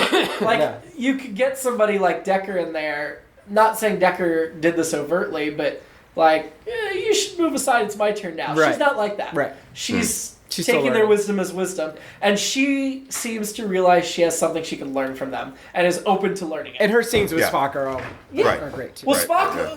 clearly it was built that Spock was her personal mentor. Yeah. Yeah. No, I just wanted to say I think Saavik is one of my favorite characters from the films. I think the only other new Enterprise crew member that reaches her level is Valeris or Valkyrie, or whatever her name is in the 6th movie. Kim Cattrall, Kim Cattrall. yeah. She's amazing. Or Control, I think. All right, so is there going to be, and I hate, well, I've already forgotten enough that I shouldn't be asking these kinds of questions. However, do you think that there's that kind of energy in the newer films of there being like a successor that's with them to kind of give that? No. Okay, so they're just like, they go all in on like, no, we are old, but we've still got it. Yep. Kind of. Well, in the thing. new films, they're all still young. Yeah. I mean, No, I'm talking about like with the original kind of this trilogy or 5 film arc you're talking about. With is there somebody else to pass it on to at the end? Yeah. No. Yeah. So it's No. just they just go all in like we've got it. Yeah. We still I got mean, this movie, there's obviously a lot of themes about them being old and their retirement. That comes back heavy in the 6th film as well. Which you but- probably should. But Yeah, I mean, they knew that was going to be their final film. They built it like a final film. And at that point, they are another 10 or 15 years older. And they really are at the end of their mission. Yeah. Like, this time, Kirk knows he's mothballing. He won't be captain anymore for real, and this is it. Whereas this time, they kind of forced him into promotion too early. The other time, it's like, okay, we're getting there. But yeah, there's no natural. They couldn't have done a seventh film with different. They didn't have that set up, and obviously Kim Cattrall's character has a very finite story in that movie. So, well, if you don't remember it, I don't want to spoil it. It's great. Yeah, it's great. I vaguely remember being in it, but yeah, I don't remember a lot from. Oh, good. After this. So that's not too far from now. I told Steven right before he got here. For me, the films are Wrath of Khan, Undiscovered Country, everything else. I really love the sixth film. Okay, so we get to the first space battle with Kirk and Khan. They both took way too long to do things. Like, Kirk's like, I mean, we know why Kirk hesitates to raise shields, but then Khan's like, raise shields. Beat, beat, beat, beat, beat. Arm weapons. Beat, beat, beat, beat, beat. Fire weapons. Like, no, Really? it's raise shields and fire weapons. That's what it is, you know? And they both kind of do that same thing where, like, they're stretching that out. I mean, I get why they're waiting to act, but when they act, it should be instant action, not step, step, step. It should be everything at once. It felt right to me, but yeah, I guess tactically didn't make sense. You gave them time to register that your shields were going up and your weapons were arming. You didn't just fire. You needed to just fire. But anyway, like I said, there are a handful of small gripes on here. Why does Scotty take his nephew to the bridge when he's That doesn't blown up? It never made sense. Just to get the Yeah. the double gas from. I mean, you take him to the doctor, obviously. Right. It'd be great if McCoy's like, Oh. well, if you come straight to sick bay Yeah. to the bridge. Oh, I missed it. What he happened? might So when he live. was injured or something, he was like, Yeah. "Look what happened to he him." goes, Yeah, he Oh, goes okay, that's straight to funny. the bridge. He goes straight to the bridge. Like, they finish the emergency and Kirk I mean- turns around. They're like, whew, we're safe, basically. And then the elevator I get opens it. and Scotty's there. It adds. For the dramatic tension, Right, it's great. because Kirk's like, From a let's logical- see how bad we're hurt. Yeah. And then Yeah. Savik and I guess her and then Savik, whatever. And I actually like the subplot of Scotty, like, losing his nephew and having to fight through his grief the rest of the film. Yeah. And God, I give totally good missed work. I also like And then he has to deal with more grief. And I also like that the death affects Kirk, that bloody handprint stays with him. But again, it affects Kirk. Okay, that's where that came from. Yeah. It affects Kirk Yes. in a way that other deaths have affected Kirk before, whereas Spock is a whole new level. Right. So this is why Kirk thinks he understands death, even though he doesn't understand death. To me. Yeah. I love that they have that nephew character in there, even though I do Preston too. has very little to do. I do too. So, scanners don't work, so they can't see the Reliant as they go to Regular One and get an orb of the station. Oh. They didn't ask anybody to, like, keep an eye out the window, because Yeah. we were looking at it, then Yeah. we moved on. Right. Nobody's like, just, it was back that way, we're still seeing it. We still see that dot in the distance. I don't know. I thought that was kind of, like, you should have a spotter. Yeah. Somebody. Old school. He put, so this is a dumb Bones moment, but in a way that's totally consistent with Bones. So they beam down, they meet Chekhov and Tyrell, and they're like telling them what happened. Like, he put creatures in us to control our minds. Put creatures in our bodies. Yeah, and then Bones just goes, "You're safe now." And I'm like, "You haven't examined them. You don't know what's going on." He's just got some frostbite. He'll be fine. I missed that. He I missed doesn't even scan them. This is the moment Yeah. he meets them, and they see he's controlling your minds, and Bones is like, "You're safe now."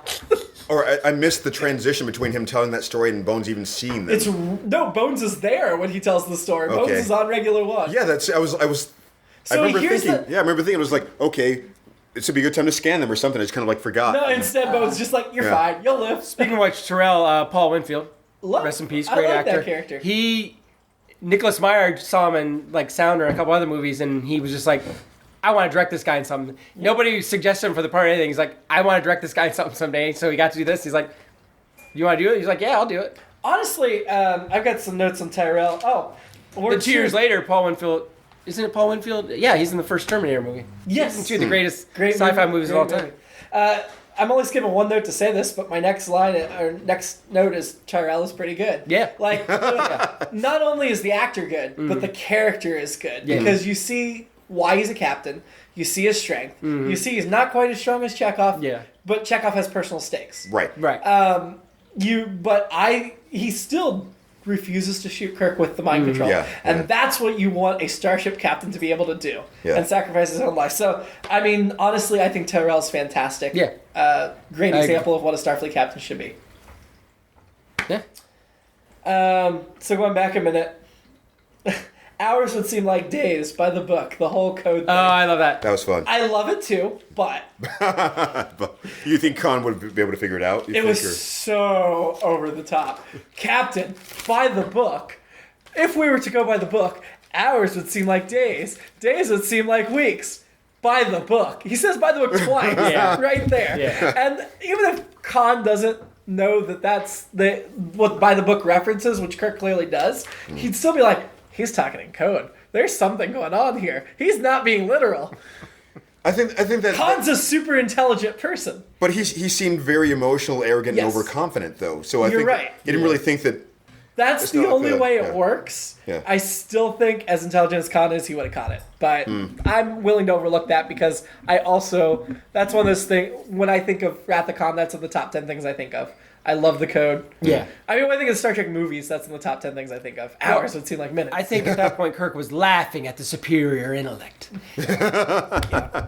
Another line. That I was love. great. It is a great line. All right. So do you think that should have worked to goad him into following them? Yeah. Oh, yeah. Absolutely. The goading made total sense to me. Yeah.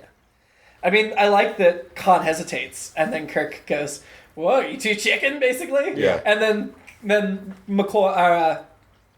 McFly is like, "No one calls me chicken. I'm Khan." Oh God.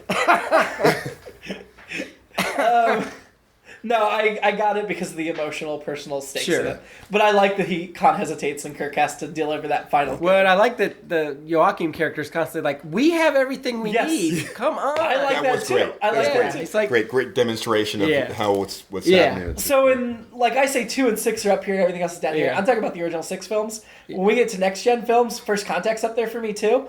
And I think a lot of that is, so First Contact was the second next gen film. Yeah. What First Contact and Wrath of Khan have in common is the stakes are extremely personal for the captain, and you get the Moby Dick story. Both of them are Moby Dick. In this, Khan is Ahab. yeah. In First Contact, Picard is Ahab. Okay. Even our lead captain is Ahab. And I guess So it flips it a little. his last line is from Moby Dick. Yes. Which I always thought it was from. Thought he was still doing Milton. No. And I I think sure am tired of all these whales. I think Roddenberry Call me Ishmael. Roddenberry didn't like the Ahab stuff. Roddenberry didn't like a lot of the stuff in this movie, which actually well, all he's worked. wrong. He was Yeah, wrong. yeah. Yeah, no, Roddenberry was a figurehead for this movie. Yeah, not they were like, personal interaction, you're which- not part of the production team this time. 'Cause- Which was probably why Magell does not appear in this film. yeah, anywhere. that's probably right. Not even as the computer voice. Yeah, you're probably right. Somebody else did it. Yeah, I feel like Roddenberry got completely cut out, and Star Trek was better for it. I think we've talked about it. Like, the God bless him for creating it. and- Yep. Then let other people do it. Yeah, Interesting. you were better at it. Yeah, I've read Moby Dick.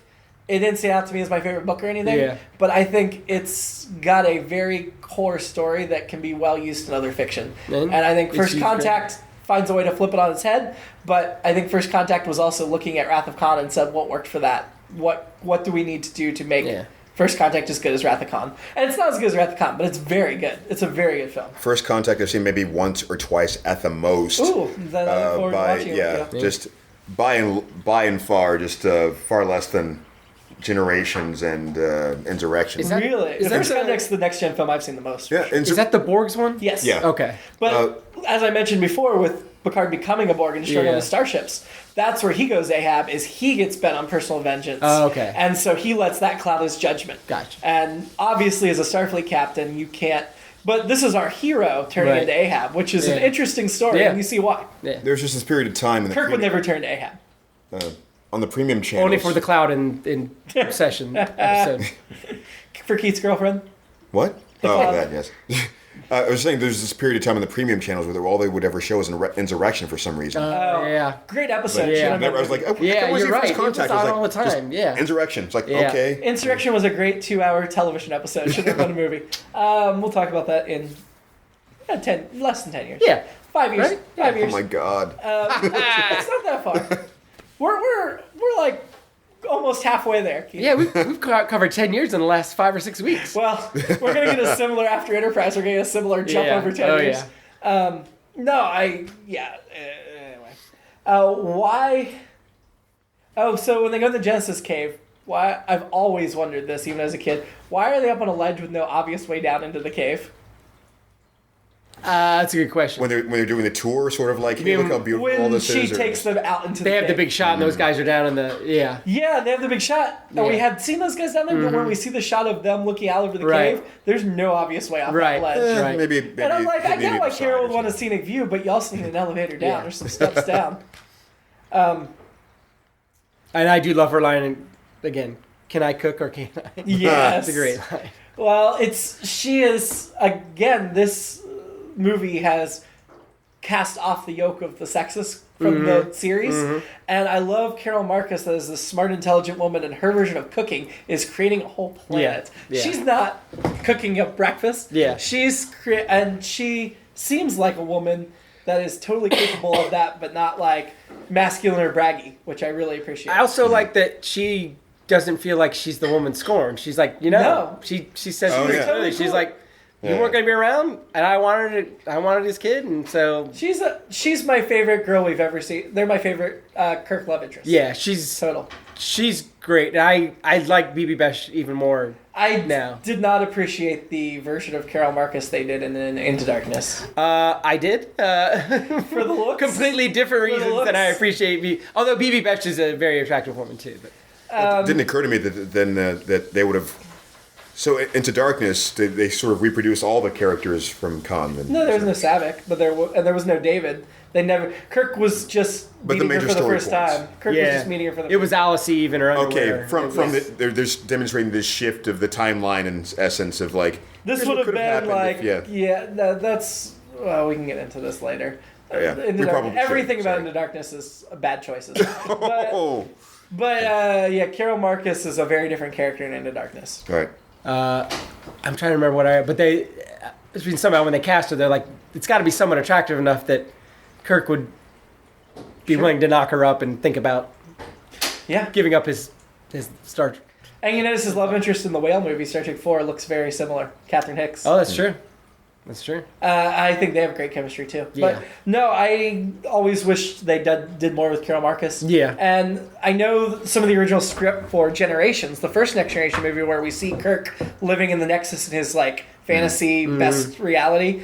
He mentions the name of the woman, and I can't remember the name off the top of my head, but it's some woman that was never mentioned, from nothing. But the original script had it as Carol Marcus, and they decided not to do that. And I really wish they'd given Baby Besh a cameo. Yeah. I mean, we don't see that woman. Right. I think it's Antonia or something. Yeah. We don't see that woman, but it should have been Carol Marcus, and it should have been a BB Besh cameo. Do they do much in the new one besides this is Carol Marcus and they're dating and Nope. Alice Eve is hot in her underwear? No, Carol Marcus actually has a very important subplot. It just has nothing to do with this. Okay. Oh, right. With her father and Right, everything. right. Yeah. And Section 31 and Yeah. all that crap. Yeah. I wrote down, and we already kind of touched on this, that beaming back moment when Kirk beams out of the Genesis cave back to the Enterprise. That's such a train. Oh, yeah. Oh, That yeah. is When he's- one of the best yeah. moments of the film. I don't like to lose. Yeah. Well, it's especially so because great. they're like, or he's like, I'm starving. Everybody hungry, and they're all like, wait, what? We can't do this. He's like, calm down. We're good. Yeah. And then they're like, great to be back. And he's like, yeah, this is what I was talking about earlier when I said we're good. And they're all like, what? Yeah. Yeah. It's awesome. It's great, cocky Kirk. It's great, and it's great that the audience is in the same shoes as Savick and McCoy. yeah, You know? yeah.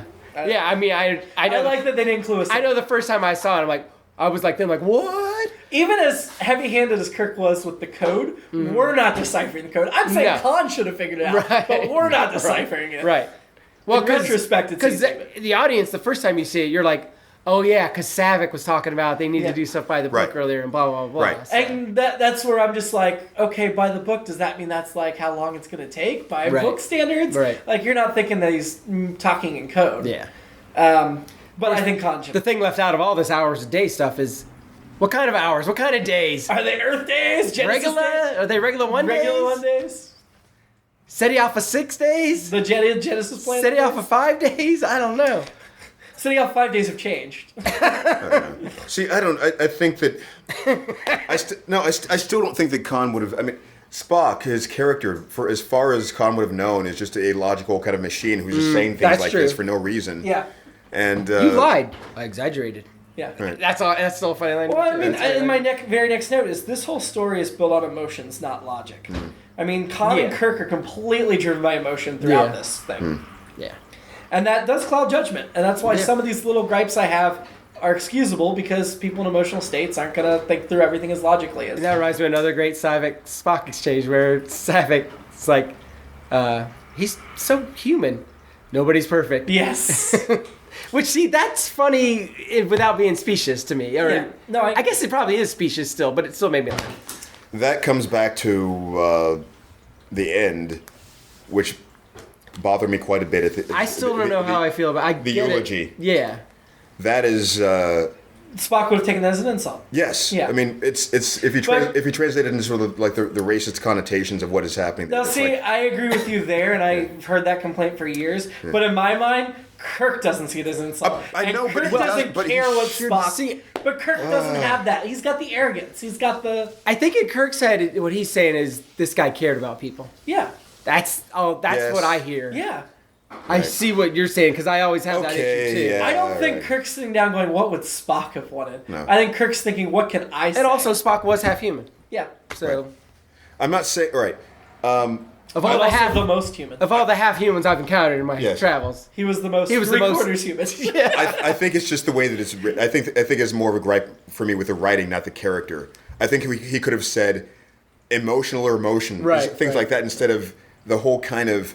It taps back into the whole Americentric kind of thinking of the humans being Americans and we are the I agree with you, but I think that's the way Kirk thinks. But still, I don't disagree with your point. I just think from Kirk's perspective, it makes sense. All right. Even though from our outsider's perspective, there's better ways to say it. It still sounds. It strikes me as we get into this part of the movie that Khaaaaan really does love and care about his people. He doesn't make the best choice at the end of the day for them because his need for revenge outweighs that. Sure. But I think we see a number of times in this film, like him hesitating on the cloud. I think he does think of his people from when he's not clouded by rage. And I think he's a good leader. I think he's probably taken very good care of them. And that reminds me of Space Seed, where Kirk says, look, he's a man of his time. He doesn't understand. Let's give him this planet to rule, because that's what he deserves. And I think Kirk has respect for him, and I think I can see why. Like, I think Khaaaaan, with only a slight skewering of the story, could be the hero of the story. That raises 2 points. It's certainly the hero in his own head.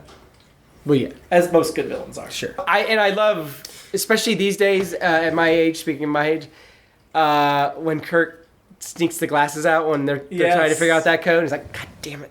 Yeah. Where he hesitates because he doesn't want people to see him, and he's like, whatever, I gotta. As someone who has to do that more and more often these days, and you have glasses?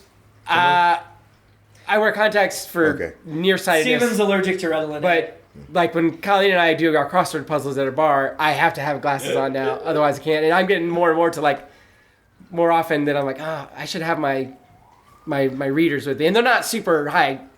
Don't you wish they could just do an injection like McCoy talks about? Yeah. I think that's funny that Kirk's allergic to it, though, because Kirk so often seems... It's in that first scene where he gives him the glasses. McCoy's like, for most people your age, I'd recommend an injection. I think it's Ritalin A or something. Rednex. And Kirk's like, but I'm allergic. And he's like, I know, hence the gift. And he gives him the glasses. And to me, because Kirk so often seems invincible, getting that weakness of he's got this allergy. It just adds that. Something that's so normal. Well, that's the thing, especially in that scene where he slips them on, and it's like, he's already in this vulnerable spot. He's screwed. Yeah. And so... No, I really appreciate that vulnerability we see of Kirk in this movie. Well, I think it also takes away some of the mysticism of the future. Yeah. Of there's only so much you can do to stop aging even then. Yep. Yeah. Oh, that's a good point. There's going to be they're going to be able to age. They've got an injection, but it doesn't work for everybody. And But not everybody's going to be untouched by age. Yeah. Well, and this kind of ties into Khaann's, what we were just talking about with Khaaaaan and his being out of time. Now they get into the nebula, and Khaaaaan is thinking on a plane, a two-dimensional plane, because he's not even as advanced as Keith is in 2019. And Kirk drops below him and then comes back up behind him, which is an amazing hero shot moment. It's of the awesome. Enterprise, coming up behind the ally. It's so awesome. I get excited every time. Every time. Every time. I just lose it. And it's the one point of the film where the Enterprise is a hero, too. Yeah. It's not just Kirk and Spock and McCoy. It's the Enterprise. Yeah. I think the ship needs that scene. I think it deserves it. Yeah. But yeah, makes total sense to me that Khaaaaan, who grew up in a world where ships sailed on the water, would not be thinking the up and down. Well, and the nebula kind of takes them back to being more primitive as well, because they lose their sensors. And I love Spock's line, "Sauce for the goose," because I'd never heard it before that. And then I was like, "Oh, that's what that means." Once again, I mean, I feel like I can sort of attest in certain ways. It just it doesn't matter how smart you think you are, how gifted you're supposed to be. Mm-hmm.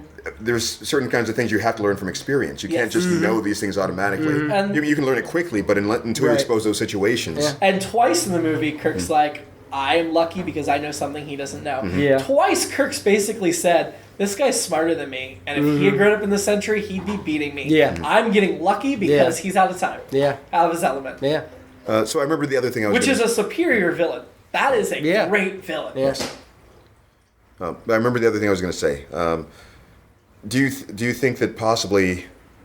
Well, so Khan makes the point, if Kirk had come back to check on us, to even find out that something had gone wrong, this might not have even been happening. Yeah, he would have Do you think that Kirk brought some of this on himself by just kind of dumping them off and going, oh, problem solved, and just... I mean, I guess you could say that, but I don't think there was any reasonable expectation for Kirk to need to go back. I mean, the chances that something would have happened to them were very slim. Khan was a capable man. He's a big boy. He could take care of himself. And Kirk had other things to worry about. Well, doesn't this also imply, then, that he didn't register this somehow officially with Starfleet, because they could have been like enfolded as like an official I think you're colony right. or something. Yeah. No, I think you're absolutely right. And I think it's, he was on a 5-year mission to see out New Worlds and all that, so he literally did get busy with other stuff. I think now, so Kirk wins. Khan knows his crew's dead. He decides to do this suicide thing. Let's blow up Genesis. Yeah. I think that genuinely surprises Kirk. That's not something Kirk's thought of. You're gonna kill us all? That's not in Kirk's line of thinking. Yeah. So that's another, we've got these examples of Kirk beating Khan because Khan doesn't think that way. Now we get it the reverse. That Khan just goes so brutal, Kirk would have never considered that as a danger. And then when Khan is like, okay, we get Khan's final line and final triumphant shot. Then we get the exterior, and then the Enterprise suddenly gets to zoom away. They don't show. Do you think Khan got to see Kirk escape? I was thinking about that. Did Khan win in a way because he felt like he had at the moment of his death? He was like, "You can't get away. I finally gotten you. I'm gonna die happy." And I wonder if we would gotten the satisfaction of seeing him go. We would not get the satisfaction. I think that would have hurt the movie to see him see Kirk escape. But then it leaves me wondering, did he see it, even though we didn't see him see it? I think it's a superior movie for not showing it. I'm just saying. I hope in my heart of hearts Khan didn't see it. So you want him to have that moral victory to himself dying in the kind of I do. Because Khan is a villain in a lot of ways, and I think there are things you can't excuse that he did. But I also think... He butchered those people. Yes. But I also think there's a certain amount of righteousness to him, and there's something noble about him. And if he's going to die anyway, he's going to be beat, I like that he would die and be beat and not know it. You know? Yeah. I think... And it's the same kind of principle if Kirk left him on this planet. He was beat, but Kirk's like, but let's give him the victory. Like, I think he deserves the victory. I don't think he should get to kill Kirk, but I think he needs... I would like to believe he needs to. And then we get From Death Life, of course, the Genesis planet. I love when Spock's in the chamber and Kirk runs down and Spock takes that moment to straighten his uniform before he turns around. It's such a... You know it wasn't scripted. You know it's a Nimoy moment. Yeah. Where Spock stands up. He's dying. He takes the moment to straighten his uniform tunic. And then he turns around and bumps into the glass, which completely negates the dignity he just did. Yeah. But that's like that bittersweet sad. Like that alone is getting me tearing up. Because he's trying to maintain that dignity and it's beyond his physical control. And oh God, that's just that moment of straightening the uniform is just I read today. I hadn't read this before. Shatner wanted there to be like a film between them, so you would just see the silhouette of Spock and they couldn't actually see each other. It Why? works better the way it is. So that Shatner could be more the focus. So Stupid. This is the scene, the Kirk Spock death scene. This is the scene that deprives me of my standing when I argue that it's always Spock and McCoy. no, yeah. This is it's Kirk and Spock. I do think most of the rest of the canon it's Spock and McCoy, but in this moment, I mean, Spock and McCoy have a special connection in this moment, but when it comes down to it, Kirk's the one. There's another moment earlier in the movie when Spock said, essentially, Jim, be careful. And we will. Yeah. I like that. McCoy said yes. That's a great moment. I think originally they were going to have McCoy say he's dead, Jim. I'm glad they did it. Oh. And Kelly was like, no. He's like, that doesn't make any sense. He's like, that's going to undercut the whole scene. Now, see, Keith, I argue that what you just mentioned, and it just occurs to me half a second later, that purposefully saying, be careful, Jim, and we will, is Spock shipping McCoy and messing with McCoy and pushing McCoy's buttons. that moment, I think, supports my argument. I think he did it on purpose. Yeah. I think Spock chooses every word carefully. Huh. Anyway, then we create the planet, but this is one question I've always had about the Genesis planet. This is just some rocky hunk of whatever. Right. Is it the right distance from the sun to support life on a regular basis? That's a valid question. I actually thought about that through the entire thing. Well, maybe not life as we know it. Well, when she explained how it all worked, I'm looking at the simulation going, but yeah, you would have like a star to do something, right? This would only work for like maybe Earth, maybe after we've destroyed it or something. See, I think it might work for like Mars. Okay, maybe. Like if it's a rocky planet that's a certain distance that's still in the habitable belt, it could work. But I think that's a very small number of planets. I guess we have to assume that this moon or whatever it is they're on is in that belt, but I don't know. Maybe there could be rock creatures like in the Savage Curtain. I feel like Mars would still be too cold unless they do something else to enhance. Well, I think part of this Genesis is, like builds the atmosphere, Right. and Mars lacks the atmosphere. Yeah. Because I think Mars might have once had atmosphere and being able to support, but I don't know. Then we get the David to Kirk, you've never faced death. Yeah. And Kirk saying, I know nothing. I love that Kirk is Jon Snow moment. Mm-hmm. And I almost always forget there's a couple more scenes after Spock. Yeah. After they shoot Spock. Well, in you have space. to end with the hopeful thing, but yeah. The Kirk David scene is one of my favorites. I always think scene. I'm not gonna like it, and I'm always like, oh yeah, that is a pretty good scene. It's very good. So, correct me if I'm mistaken. Mm-hmm. So, the capsule they sent his body out in, we did see a shot of it just on the planet then. Yes.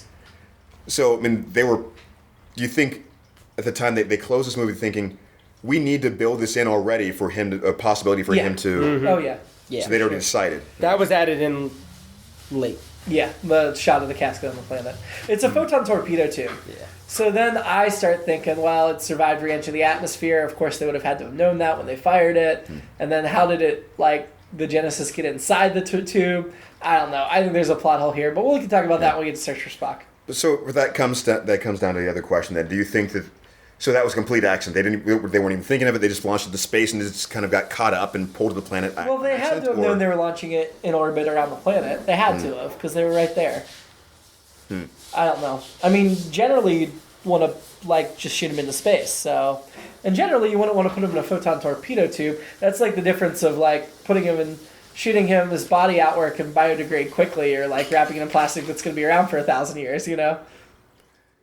It just it feels like the human sort of reflex is to try to preserve the body as long as possible and do something like that. So it's kind of time capsule. Yeah, it's interesting that he gets shot out in a weapon of war from the bay where the weapons go, you know? Huh. That's, yeah. Then we get McCoy smiling at the planet, which I thought was really weird and interesting. He just lost the friend, and McCoy's been so cranky about Genesis the whole time, and now he's just like, oh, it's pretty. It's the remember thing. You're hinting at it, he didn't know, but they didn't want to tell us. And then I love Kirk's line, I must return to this place again, which of course sets up the sequel. Yeah. But it's delivered in such a way that you're not expecting it to set the sequel. It's delivered in very generic, we'll have to come back here sometime. Yeah. Who knew that a few days later he'd be right back there? Well, and as much as we dogged on the original series for always referencing literature from our time and our planet, I do like all the literary references in this movie. Because his last line's from Tale of Two Cities, right? Oh yeah, he says the best of times is the worst of times. Yeah. A far better place I go to, a far better resting place. I think that's from that too. Never read it. I just knew I've heard the beginning. Yeah, a number of yeah. times. They referenced that earlier in the movie. Yeah. That makes sense that they would bring it up and Yeah. sandwich it. Something a friend was trying to tell me on my birthday. McCoy says the line, and this is the Seinfeld part of the podcast. Says the line, he's not really gone as long as we remember him, which Jerry says to Susan's parents after she dies, which makes them start the foundation, the Susan Foundation, which George has to then run, so he doesn't get the money, and it all goes to the foundation. Man. Haven't quite gotten to that. So at some point, then George ends up going, Khaaaaan! So, yeah. Does he actually say it? Yeah. Oh my God. Yeah. That's great. My last note, we got Spock doing the ending monologue, the final frontier, which is cool. And had he stayed dead, that would have been a great way to send him off. Right. Doesn't matter they didn't stay dead. It's still cool to hear Spock say it. It is. And that was also added on. Yeah. Late. Well, yeah, but I don't think that was just so that they could bring him back. I think that was somebody had a good idea. Yeah, exactly. Yeah. While Robert Nimoy, the one other line I really liked is the scene where he, not just the line, but the whole scene, when Kirk goes to see him and Spock's like, ship's yours. Yeah. That scene tears me up too. I love it. I just love his line. It's, commanding a starship is your first best destiny. Anything else is a waste of material. And then Kirk says, I would not presume to debate you. And Spock says, that is wise. That's just such a great... that thing where Kirk doesn't want to take command. He's like, you assume I have an ego. Yeah. Yeah. That was great. I mean... That Best Destiny line, there's a novel written about Kirk growing up called Best Destiny. Oh, really? Which was a reference to this. Yeah. Okay. Yeah, I just think that scene, and I think, again, Meyer and Bennett, Meyer wrote a lot of the script in like 12 days. Yeah. Did a great job. Using some other source material that people started with, but he really, the way he was able to capture those relationships from the original series and distill them into those little sequences. And of course, Nimoy's great, and then Kelly and Shatner are all great in this too. And I was so excited. That's why I was so excited when they got Nick Myers to consult on Discovery, because I'm get your best writer. This guy's good. Yeah. I think those elements being there for us that love the series, it's like boom, we're right there, and the people that even a casual fan still knows. Oh, those scenes still I think resonate for those people. Yes. And if they don't already get it, they're immediately I get who these guys are and how they interact. Yeah. So I think that's part of what makes this a great movie. Khaaaaan, the balance of terror aspects, those relationships, the themes. It's like all the it's a lot of what the best episodes of the original series were. Yeah. Just even better and more of it, for lack of a better term. So ranking, better or worse than the motion picture? Better. Begrudgingly, I have to admit it's better. Why begrudgingly? I don't know. I'm going to argue that it's worse. No, I'm kidding. It's almost like I feel. It's like I feel bad for the first movie by saying that, which is weird. How many things we've seen. So I defend the first movie more than just about anybody. I will defend it too. Steven and I, we're first movie defenders. Yeah. We still say this is way better. Yeah. Like not just a little bit better. Yeah. It's considerably better. Yeah. There's no reason to debate this ranking. Like we started with, this is just a great movie. Period. Yeah. Star Trek or otherwise, it's a great movie. Men, women of Star Trek. Who you picking? I would have picked Savick probably 5 years ago, but now I go with Carol Marcus. You're going with Carol? Huh. Yeah. Fair choice. Yeah. I have to say, while I think it's really not fair to be able to pick her, I got to go with Savick. I love Savick. I think that's fair. I love Savick. I don't think it's fair because she's really a lead. But, I guess. But because she's only in this one movie, I'm going to call it fair game. Feels like a guest star. Yeah. Keith? Pretty much it. I mean, you have to go with the Vulcan. Gotta go with Savick. I thought you were going to go with the Mutara Nebula. See, it's interesting she's only in this one movie because to me, Savick feels like such an instrumental part of the movies. Yeah. Of the series. Yeah. I mean, I have the Kirstie Alley action figure of Savick. And, oh, yeah, of course I do. Sure. And, she's amazing. So, gotta go with Savick. Any final thoughts as we wrap up this almost 2-hour podcast? Wow. From here on out, I mean, I know 3 and 4 well. Mm-hmm. And that's about it. You don't know 5 and 6 well? No. So you've seen them? Maybe. I can't remember. Yeah. Wow. So we're gonna be. I can't believe someone like Star Trek as much as you might not have seen the 5th and 6th. I've seen a lot of Next Generation. Right. So those will be familiar, but I won't be able to tell you this episode's this or that. And we're not going straight into 5 and 6. We're going to go where they were both released in the middle of Next Generation season. Which is cool. Because some Next Generation seasons went into the summer. It was weird. So we will be... one of them came out, I think Star Trek 5 came out in the summer, but it was still like 5 episodes before the next scene. And 6 came out Christmas, so it's... Okay, so we've got 3, 4, and then we get into the Next Generation, right? Yes, we're going to start... After Voyage Home, we will do Encounter at Farpoint. I think in honor of Spock doing the opening monologue, Keith should get to do the closing of the podcast because he's our Spock. Oh, God. That's a good idea. Which means, of course, I will be nothing. You have to say, until next time. Oh, until next time. Then what? What do we always say? I have been and always will be your friend. You screw Live long. He's dead already. Live long. Neil from Genesis and prosper.